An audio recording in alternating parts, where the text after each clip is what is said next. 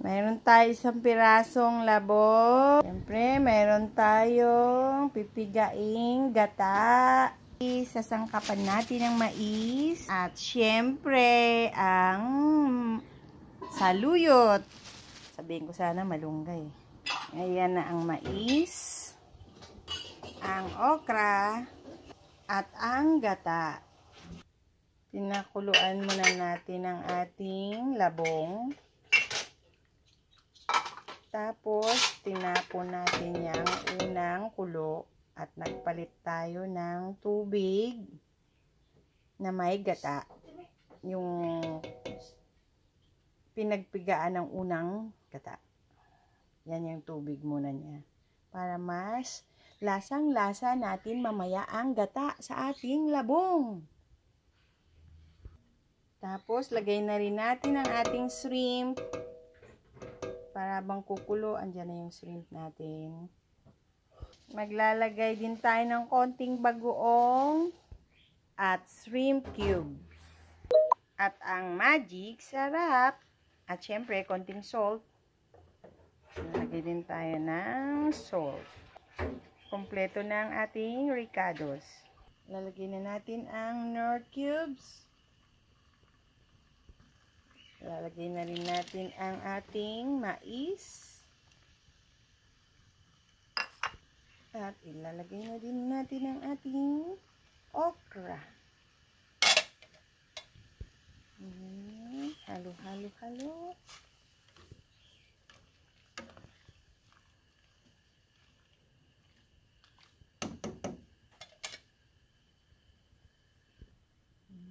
Ang kulay kasi nilagay na din natin ang ating bagoong. Isang kutsarang bagoong lang pwede na yan.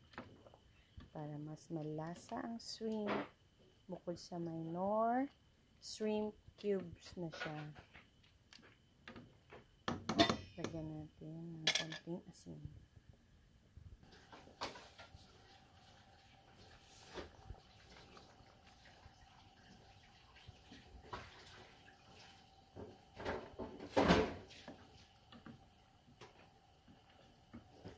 Saluyot na lang ang kulang dyan, saka yung pinaka-final ng gata.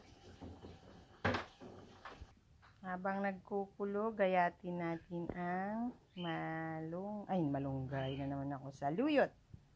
Liliitan natin yan. Yan, ganyan na. Kalilinggit ang ating saluyot. Ito, ilalagay na natin ngayon ang final gata. Ito yung pinakaunang ginata. Yan.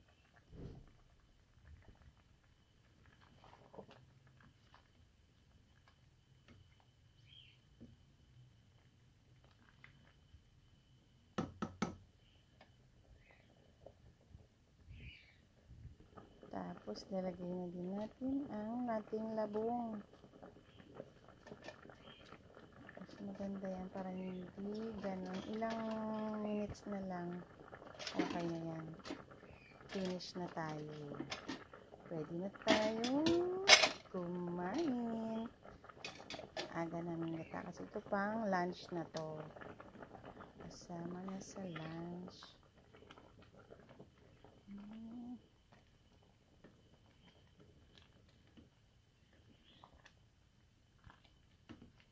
Lagi tayo maggulay para mag-healthy tayo. Maging healthy tayo. Huwag tayo puro baboy. Yan. Pero napakamahal ngayon ng gulay. Napakamahal. Okra lang. 100 plus na ang kilo. Grabe, napakamahal. Palaya lang. 100 plus ang kilo. Parang mas okay pa bumili kang manok. Kaya lang syempre kailangan mo kumain ng gulay. Sarap na. Okay na, okay na. Eat na. Ito na. Kakain na tayo. Tikman mo na ang aking labong. Sige na. Ito na. Titikin na tayo na. Labong. Let's eat now. Thank you for watching.